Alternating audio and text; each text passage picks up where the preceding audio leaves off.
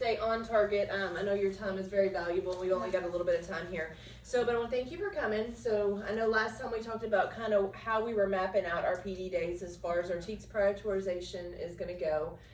Talked about the 5 days. And so now that we have actually established our district guiding coalition, we're kind of the core of that. And so I wanted to start here to talk about exactly what this is going to look like and set our parameters for when we trickle this down to each campus and what our non-negotiables are versus how each campus can have autonomy and do what they need to do to meet the level of their learners. So we'll start by introductions. I'm Leslie Bowles. I'm going to be the district representative here for curriculum and helping to guide us and keep us focused in this. I'm Kelly. I'm here for the intermediate level. I'm Barbara. I'm the principal at the primary. I'm Mindy. I'm the representative for high school. And I'm Lee, and I'm the representative for middle school. So show your faces real quick so we know that there's really actually people here. There are people here. We just can't all fit in here. So, okay, so for starters, we found what we would call, it's the 15-day challenge. And so the primary principal and I have actually sat down together and really looked closely at this and think that it's a great direction for us to go to keep us focused as far as pacing. So I wanted to start by kind of going over it, explaining it, kind of getting everybody's input because we're all at different levels. But I think we'll all say as a district, high quality instructional materials have eaten our lunch. Mm-hmm.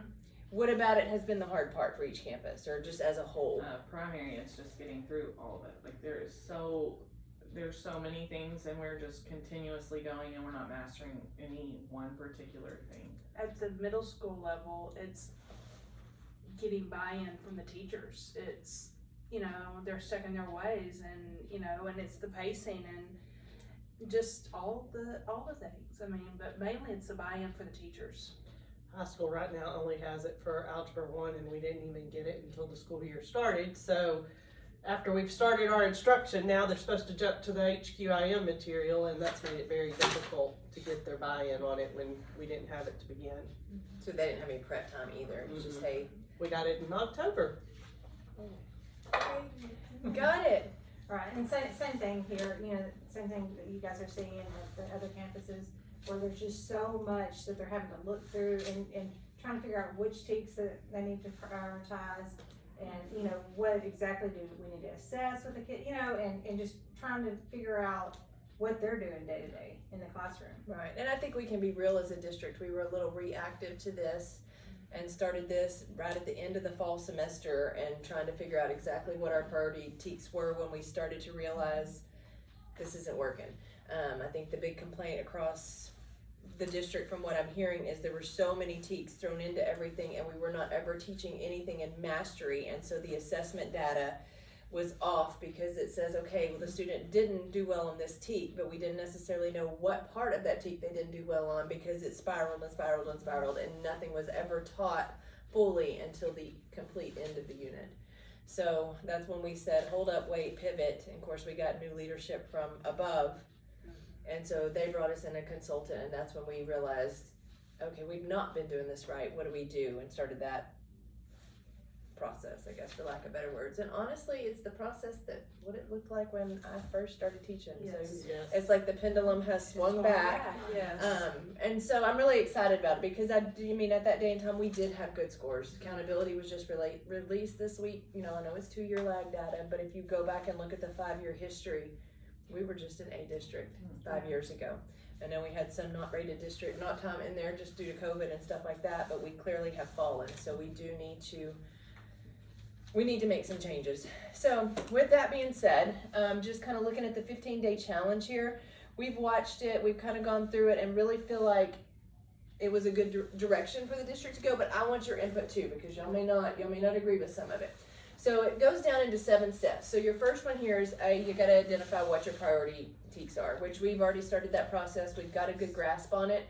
I think this summer, our district testing coordinator and curriculum C&I department, they're really going to look closely at what we have chosen to make sure it is aligned and make any changes necessary from above.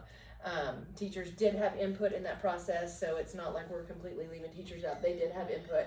But we are going to get a list from them of exactly these are your priority standards. They are essential. It doesn't matter what we do. Those have got to be covered. So, and throughout this, we're gonna we'll label each standard as we go, so you'll have your, boulders, which are your essentials, you'll have your, rocks, which are your priority. No, not your priority, your supporting, and then you'll have your butterflies, which are your extra, like your just additional standards that are in there that we need to touch on, but we don't necessarily have to assess and master and all of that, just in that grade level. So, second one is to unpack them, which we all used to do many, many years ago. And I will be honest, like even at my campus, like PLCs are not led around unpacking the teaks, and teachers, especially my new ones, don't necessarily understand exactly what the teaks are saying. And even if they do unpack them, they don't understand the why behind it. We got out of the vertical alignment after COVID, and they don't see why they need to know this or how that come to them knowing. And so sometimes they don't know the why behind it, and teaching them the why behind it, I think will really help. I think too, we've gotta take it into parts, like, because some verbs are harder, more intense than others, and so getting them to slow down enough to look at all the parts and which one comes first, and then which one do we do next, so that it's a gradual mastery. Also looking at how the state is testing them and how Right. for the high school ACT, SAT, TSA too, we can unpack that TEAG, but how do those questions look? Because I can teach that skill multiple ways, but I need to make sure I'm teaching it where they're gonna be proficient at all tests, and not just this one type, because ACT, SAT, and TSI are really killing us right now at the high school. Oh, okay, so you're taking into consideration all assessment. We not gotta go just- to the federal testing and not just the state and local testing. So can I ask you this, just because I'm not knowledgeable with high school stuff? Do our state standards, are they at the rigor of SAT, ACT, and TSI?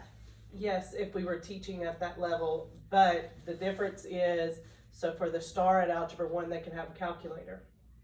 ACT, SAT, and TSI, you might not get a calculator for all questions, and there are some skills that a calculator, we've only taught by calculator where they're required to do it by hand. So it's making sure that we teach it by hand, and the calculator's great for STAR, but there's a part of this they still have to be able to do by hand. Interesting. Okay, so then step 3 would be taking the standards that we've identified and going through and labeling them. Are they the priority TEAG? Are they the supporting TEAG? Or are they additional? Like, I mean, which category do they fall in? So that's your boulders, your rocks, and your butterflies. And then step 4 would be writing your assessments, your common formative assessments, and starting at the end. There's so many of our grade levels and teachers and stuff that we don't begin with the end in mind. We go and we test, let's assess, let's assess. You've got to start at the end. Let's see what the summative assessment at the end is going to look like. Then go back and put our checkpoints for our formative assessments along the way to make sure we're grasping it. Making sure our teachers understand, because the first time you say to them, write your test first. Oh, you want me to teach the test? We're not supposed to teach to the test. No, we're writing that to say this is the expectation. We know what we're expecting our students to do. We're not teaching to the STAR test, we're teaching to what our expectations are. And that test is written based off of the unpacking of the TEAGs. And so we wanna make sure our instruction is going to align to what we're expecting our students to know. And so making sure our teachers understand, no, we're not teaching to the test, but we know what is expected of our students. So where's a good data bank for us to go to, Mindy, to make sure that our question, like we are teaching, that our questions do align? So we've got a couple. We've got DMAC, and they've got the state release. They have that HQIM questions. They also have ones that are written, but we've also got formative assessment, the actual formative program that has some assessments in it also that we can be pulling questions from and be looking at ACT and SAT and TSI style questions, because we can even be doing that at the lower grade levels that vertically align. And then we also can go in and look at iExcel, which is a program we have, and they do some specific for ACT and SAT, the content.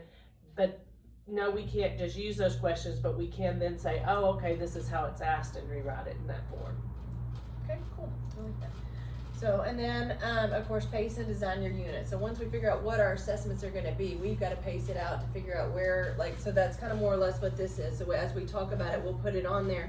get how we're gonna teach it, and then go back and say, okay, boom, here's where we need to do a CFA, here's where we need to do another one, here's where our summative comes. And just because it says 15 days doesn't mean everything is in a 15-day increment. Some of it may be shorter. Kindergarten may not can go 15 days without something, Right. you know, and there may be a high school unit that's a little bit longer and they go 21 days, but 15 just kind of hits in the middle, gives you a good framework to work with.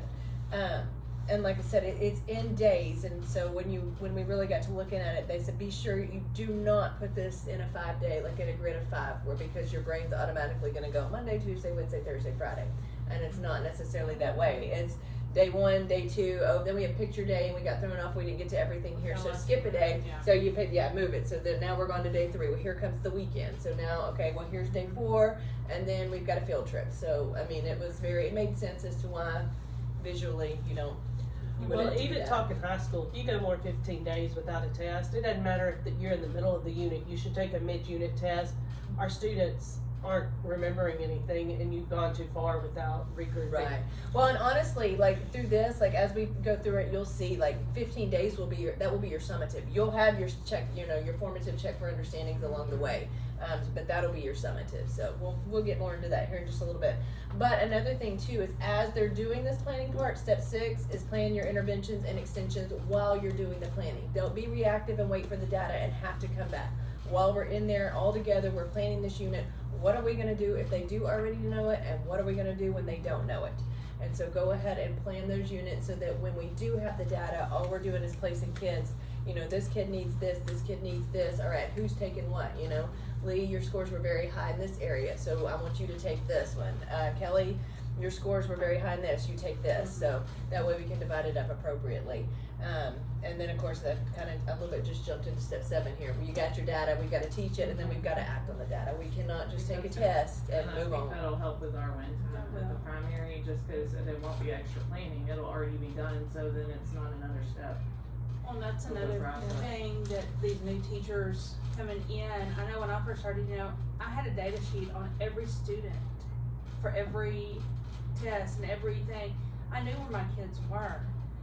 And I knew it, so we need to teach, not only teach you, but also we need to teach the teachers how to use their data correctly.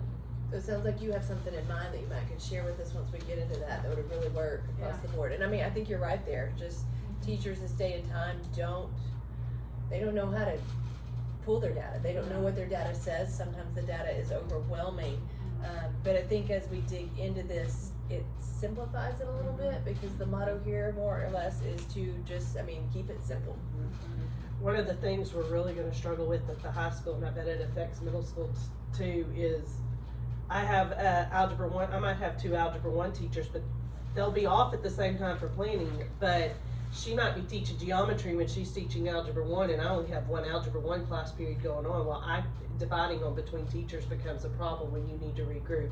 So high school, we're really having to think and look at what do we do when I only have 1 Algebra 1 class going on, and everybody else is teaching a different content, but I need to do intervention and extensions, and I need to be moving kids around, but I don't have a partner teacher free at that time to be able to support them. So that's something at high school that we're trying to figure out, how do we make that happen. So from the district level, how can we better support you? Do you know? Don't know Any yet. ideas? We've got to we're looking more at our master schedule right now to try to at least, if we can start with our 5 STAR tested subjects and figure out how to make sure we never have one class going on at a time, making sure there's at least 2 algebra classes going on, 2 biologies every block that we have it. That would benefit us the most. It could come back that we go, could we borrow some people? Sometimes, like, we have a really rough unit, could some people from curriculum instruction come out and just be support every once in a while if we get one that's really rough? But we're looking at our master schedule. We're gonna have to revamp that. Would there be a way to buffer a time in there? I have no idea, I'm just totally asking. Would there be a way to buffer a time in there, like a 15-20 minute block that is specifically for that, where it doesn't matter, I guess more or less kind of a homeroom time, but it doesn't matter what class you're in right now. If you need to go see Miss Lee here, you're going. If you need to go see Miss Kelly, that is your time to go. That might be a nightmare as far as high school to keep up with. We've done Lions Den like that before, and it was great for the teachers who did it. It was a struggle for the teachers who aren't seeing the importance because they're CTE or something like that, but that's something we are looking at. It is a little crazy to hold high school kids for 15 minutes and say, oh, but if you need something, go. But we're still brainstorming on how we could possibly do that. If you need something, go, and then the accountability of them getting where they actually Yes. told you they were going might be a bit of a challenge. Don't envy you there. Yes. So, but I mean, and I guess too, more or less, at the younger grades, the younger campuses, they've implemented win time into their schedules, which Right. is what I need. But that is in addition to tier 3. So everybody's getting what they need. They're getting their tier 1 instruction in the classroom. They're all getting their tier 2 instruction, whether that is GT, whether it is, they need an intervention of some sort, whether it's an extension or whatever it is. That those that are truly struggling, that bottom percent, they're going for their tier 3 intervention, whether it's math or reading. They're still getting that in addition to tier 1, tier 2, and tier 3. So they've done a very good job with that. But they've also got autonomy within the teachers because they're all switching them around. So you all have accountability for everybody's kids. And so it's kind of brought them more cohesive together as a grade level because it's not your kids and my kids. Hey, I've had that kid in my, class while we were working on graphing. You've had them in there for sounds. You've had them in there for shapes. We all have ownership in that kid and their progress. So, and it's helped with MTSS meetings to have more than just the teacher's insight to what's going on. And it's given us that of our ARD meetings as well. And high school doesn't have the MTSS, so that's a piece we're missing too, so. Okay. Well, so that's kind of more like the teach and the act on your data. And one piece I liked about the act on your data was, if they don't master it, we've got to go back and reteach. Well, we think here, it's the end of the unit. We just got to move on. You don't, you're moving on with your teaching, but you're still spiraling back and picking these kids up through the process. So, all right. So digging into step 1. So, per unit, and this is where we really dig into your HQIM because there's sometimes that we have 8 to 10 to 12 standards that are covered within a unit. And the thing is, like with reading, it could be a science, it could be a reading, and social studies. And so we've got to, classify all of those standards in there to figure out which ones we've got to make sure we're teaching for all 3 subject areas. And just 2 to 3 essentials per unit that we're going to make sure we're teaching the standard assess, teach and assess, just you're constantly going over that. And just those 2 to 3. There may be more thrown in there, but we're not assessing those. We're still touching on them, but we're assessing these 2 to 3.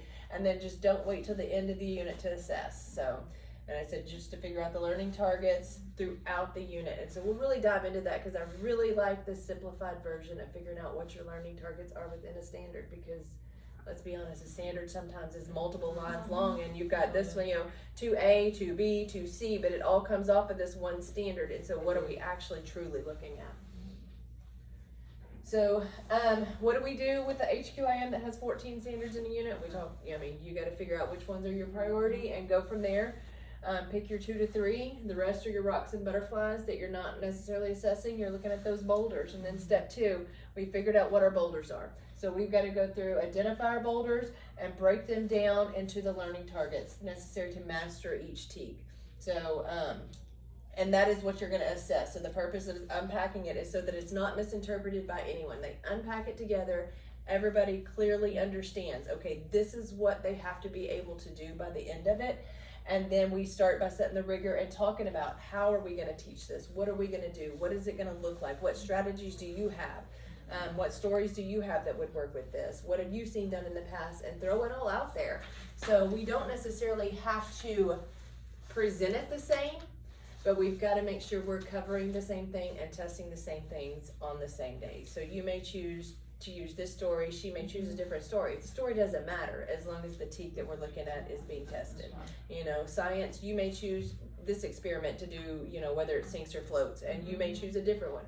What you do doesn't matter as long as the concept is there and the rigor is there. And when you break down that TEAG and you look at all the little parts to the unpacking of the TEAG, it's also going to help you very quickly go through and say, so this is step 1 that we need them to reach. So it's going to give us those CFAs along the way that we need to be doing. And I think it'll help for us specifically just actually know what that hole is. What are these kids really not getting and what do I need to go back and do once I've unpacked it? And I think if they can really unpack it enough, the benefit that they're going to get on top of the kids is going to So as we dug in, I did put a TEAG in here. I don't know if it's the next slide or not. Let me check. It's Yes, it is. Okay, so this is just a science teak that I pulled. It's a second grade one. I just pulled it because there were a lot of different things in here. And so, but I mean, ultimately, they know matter has physical properties that determine how it's described, classified, and used. The student is expected to, and I just picked A, so this was like 2, 4, 8. Classify matter by observable physical properties, including texture, flexibility, relative temperature, and identify whether the material is solid and gas. So there's a lot right there. If this is one of our priority teaks, that's got to be covered. So your learning targets in here would be what? I mean, without trying to look at my cheat sheet, if you were looking at this, like, Just to Kind of classify and identify. Classify. but they've got to be able to classify by By all three, three yes. of these things and not just that one. And so I think in PLCs that I have been a part of, they can classify, but can they classify by Right. texture? Right. Can they classify by flexibility? And can they also do it by temperature? Like, all three of those things have to be covered. Well, and realizing it's the physical properties, we're classifying more specifically by the physical properties first. And then each part of those each of the physical properties that they're wanting to specify, and then come back and determine if it's a solid or a liquid. Mhm. And so it's, I mean, that's Right, so five once we things. classify, so you've got learning target 1, can they classify learning target 1, learning target 2, learning target 3, and then 4, can they tell, is it a solid, do they know? Yeah, So you've got all of those, all of that has to be covered in order to master part A of this standard, not B, C, and D that follow it, just part A. And so looking at that, that really broke it up for me, like to where you're checking each target. So say in here, these will be our priority teaks here. So we'll say, I said this was 2, 4, B. So this is what we're doing. Oh, and I wrote it upside down. Okay. So here's 2, 4, B, and we're gonna talk about there, like exactly what we're teaching, like while we're going over it. So in order to say we're gonna start with classifying matter by texture, what are some activities that we could do? You could do the paper bag activity where, it's like you grab and they have to fill it first and describe it first without even looking at it first and saying, okay. And I think that will get them thinking and creativity and thinking outside the box a little bit. So they're just not looking at it, describe it well. They gotta use. And vocabulary. Vocabulary, Like, little they ones, gotta know mhm. what the vocabulary does, because they Yes. don't have. Yeah, y'all are gonna have to start with the basics. This is rough, this is smooth, this is spiky, this, starting with seeing them and feeling them and talking about what they are, then being able to put them in a bag, and without seeing, can I reach in and move them to the descriptive and then pull them back out and see how we did, just Pretty texture sure there's a wise. really good video Oh, on Jack Hartman about texture. I'm sure there probably is at each grade level. So that would just kind of brainstorm like here, like how you would do your activities. So we talk about it. We got all of our, because every day you're going to teach an essential teak, regardless. Like period, the end, you're teaching every day. So you've got these in there, and then we go back. So we planned our unit. Here, Monica, I'm gonna let you. Sorry, Kelly. Stick some of these up there. So we would do this as a team. It's got the teak on there that we're covering.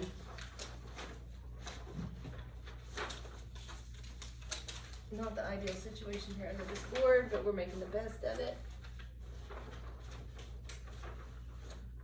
And then one more there on that 15. So we've done that, okay? So we figured out what our teak is. This is how we're gonna do it, all right? And we go on in to, okay, this is our teaks. Which ones, where are supporting teaks going in there? Like where are we gonna put in the additional information, your butterflies, your rocks, your butterflies, all of that. So just say in addition to, what could be a butterfly in addition to that one? Something that we need to touch on. There's my butterfly. We're gonna teach a butterfly here this day. We need to touch on it. Well, and it's only solid or liquid, but we could also, the butterfly could be a gas. Gas too. We're gonna introduce Bring it. It's in- coming, Yeah. but we just Introduce don't the know. gas.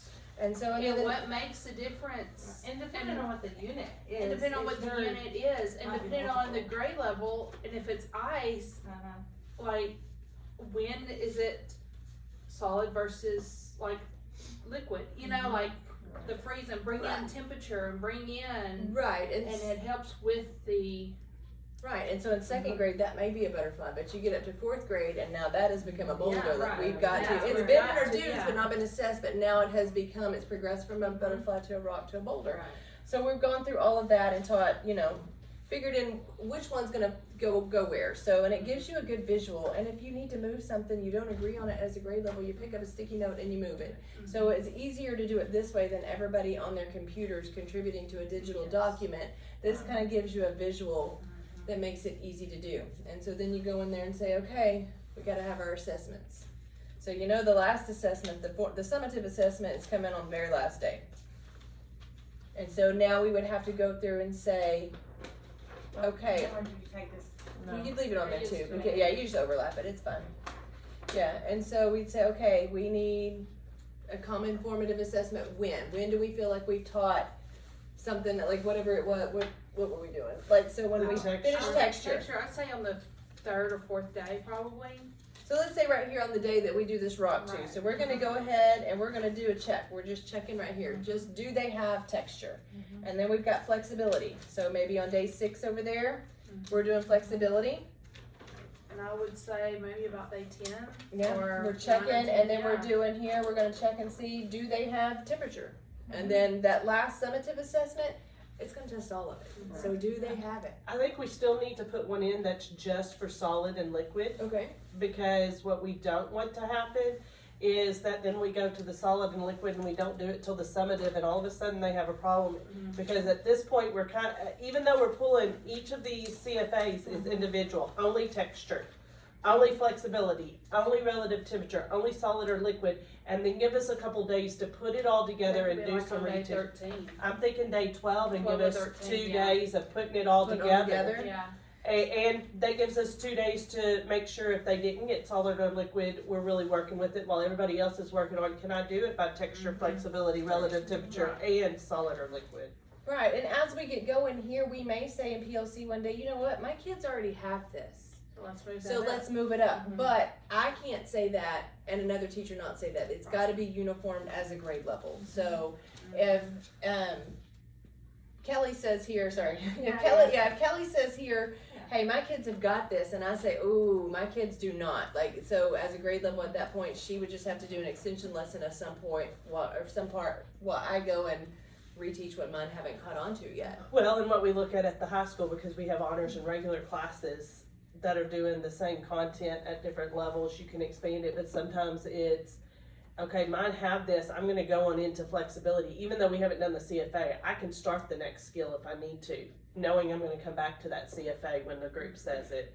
So as a district, I mean, thinking about, we're the district guiding coalition who will then go back and lead our campus guiding coalitions. Is there anything in here that we've talked about so far that you're like, that is not gonna work for my grade level, my No. campus, like we need to tweak, that does not need to necessarily be a non-negotiable? I mean, I'm gonna have to really hone in on CFAs being given the exact same way Yes. at the exact same time. Same. Like I'm personally going Yeah. to have to Well, really and make that's- what support can you give them? Because Yes. you've Right. got teachers who wanna look at and say, well, I'm gonna give you a little extra support. Well, right. no, I know we have accommodations and things like that for our students who are special ed, but at the same time, I can't give them support there. We need to know what these students know. And the other question is, are CFAs a grade? That's something that I'm gonna hear immediately. Oh, yeah. How are we Yeah. using it for Yeah, grade? yeah. Is that part of our grade? And Well, and we're so used to either using just exactly from what's in the book or what's, one of the programs already done for the teachers. And so with the teachers coming up with their own, I think it's actually a great idea for them all to understand the TEKS, because so far it's just been the leads who have taken over Yes. all the Right. assessments and making sure that, and just told everybody else, this is what we're gonna do. So I think for us, it's gonna help. So, Barbara, at your campus, would you be okay with it being a district non-negotiable, but it needs to happen at the same time in the same way? Yeah, the reason I think that I'm gonna be honest, I'm gonna like it is because number one, win time for us specifically, they'll be able to change without us having, or me and the rest of admin having to sit down with them and change it. They'll be able to do this like it will be a non-negotiable, so then everybody should be changing consistently. And so personally, I feel like it'll be, I mean, I do think it will be an adjustment, but I think it will be something that they will see the benefits of later I on. think it'll be a positive change, and again, talking about unifying, these are not just my kids, these are all of our kids. Right. And we've got to get them ready for that next level, especially at the middle school, some of those are gonna be taking the PSAT and those tests like that, and getting ready for college and starting thinking about that. So, by doing that, we're also forcing our students to say, oh, I've got to remember this because in 4 days I'm gonna have to test on it, or I think it will help in the long run. The hard part at high school is going to be if it's not connected to a grade. Even if it's connected to a grade, some of our students still struggle, but if it's not connected to a grade, getting our teachers to be able to get our students to understand the importance of you doing your best, because if you don't perform on this, I have to assume you don't know it. Mm-hmm. And they're going to want to stick a grade on it, because how do I do something without a grade? But is it fair on a CFA to give a kid a 50 because they didn't understand the topic? And how do we adjust that after we do the summative and the students being successful on it now? So we've done a little reteach. So to piggyback off of that, I'm kind of envisioning what Lee said earlier about the data when we first started. So without having to put a grade on it, you're very data minded. Is there a way to have a spreadsheet or something to where we're data tracking and it's not necessarily a grade to the student, but there is a progress-based monitoring that is? If it's 4 questions, if they make below a 50, if they make a 50 or below, color it red. If they make 75, color it yellow. And if they get them all right, color it green. And the goal would be, hopefully, the ones who are in the red or the yellow, they're eventually going to get to green. It's going to be a progression, or they can see, okay. And you can also even do it, say, okay, this one missed. This is who missed number 1 question. This is who missed number 2 question. This is who missed number 3 question. And you could do your groups. I know it'll be easier at the lower levels, and even at middle school. Pull those 3 or 4 kids who missed number 1 and say, okay, why did you miss this question? Oh, I should have, and some of them may have just answered it wrong or read it wrong or whatever. But you've got that tracker there. So it's not necessarily correlated with the grade. And the kids can even say, the kids, when I was in 4th grade classroom, the kids used to love to track their own stuff. Have a chart and have them color. Say, okay, I got 3 out of 4 right on this one. I got 4 out of 4 right on this one. Okay, I'm improving. That does a lot. I think in the long run, I love it. It's going to be rough on high school year 1 because these kids have not had it, and so they have no training. But with each year that they've done it below us, they'll start coming up with an understanding of the purpose of it. Year 1, when I say, here, do your best on this for no reason other than tutoring, will probably be difficult at high school. High school's a different beast than that. Love it. It's just going to take a little bit longer for us to get high school on. Well, and I think Working. every campus will have its own challenges because you've got groups of 11 trying to work together. And I mean, we can say this because we're all women, and I can say, you ever tried to get 11 women on the same page? So that's going to be to where, as at the high school and middle school, you've got some singletons, you've got some groups of 2 and 3. Those are a lot easier to get on the same page than it is to get 11 women on the same page and saying, no, this is a non-negotiable. So I do understand your struggle there, but I also understand with a high school student, if it didn't have a grade, my mama's not gonna find out about this, so I don't really care. Nor is my coach gonna find out. So let's get this done and move on. My hope is that we can we'll get the coaches on board to say, hey, this child isn't performing, their CFAs aren't looking good, this is what I need them, and the coaches now can say, you're missing my practice because you've not done good here, and if it's what you need, great, but if it's not your effort, we got an issue. Again, it's just going to take a little bit. It's we have to approach it a little different at the high school than you do at the elementary. Good. So this is doable then, across It's the grade levels. doable. All right. So, okay, we've done all of that. So now we go into the part where we're writing the assessment. So we've written the assessment. We've, mapped out our unit here. This is our summative assessment. We're going to start there. We got to finish with the end in mind. This is how it's going to be tested at the end, and from there we break it up into how we're going to do our CFAs. So like, I'm gonna ask a question. So like on this summative, I know you said something about a formative and DMAC. Like for elementary wise, like can we pull? I know it's not. Those should be teacher based, teacher whatever. But can we pull to where that is so that it is at the rigor that lack? Because I do. That's gonna be another struggle is making sure that the teachers are questioning and testing kids at the rigor. So what we're doing at the high school, and one of the reasons I worked with the district to get formative, is we're using the DMAC type questions that we can pull from DMAC, state released, all that, as our summative questions. Okay. We're going into formative to be able to pull what we would be used for our CFAs along the Okay. way. Okay. More of our Okay. formative type questions and putting them, not meaning we won't look at it and say, yeah, they don't have one, we need to write our own. Mhm. But if I came, that was what we needed. My teachers were like, I need to know where I'm pulling what from Right. so we don't overlap. Right. So we have said DMAC is specifically for the summative, and then Okay. formative and IXL can be Okay. used for the more But on formative. your end, you could also, and I know, but there's so many different question types. Right. You could have them start, have them, okay, which one is, even if the teacher's reading it to them, have them cut and paste Right. and fill in those blanks like they Right. would On a regular. on a regular test or a word bank or something, Okay. and make it a 2-part question and get them Thank you. ready, thinking about that next thing. So, I mean, Okay. that's just a thought. That's just that what I had. that was my next question is Right. just getting teachers. I mean, this is going to be a process in itself, and just providing the at rigor, the grade level at rigor instead But of. your teachers, I think, are pretty good at assessing their kids Oh, yeah, already yeah, at the, Yeah.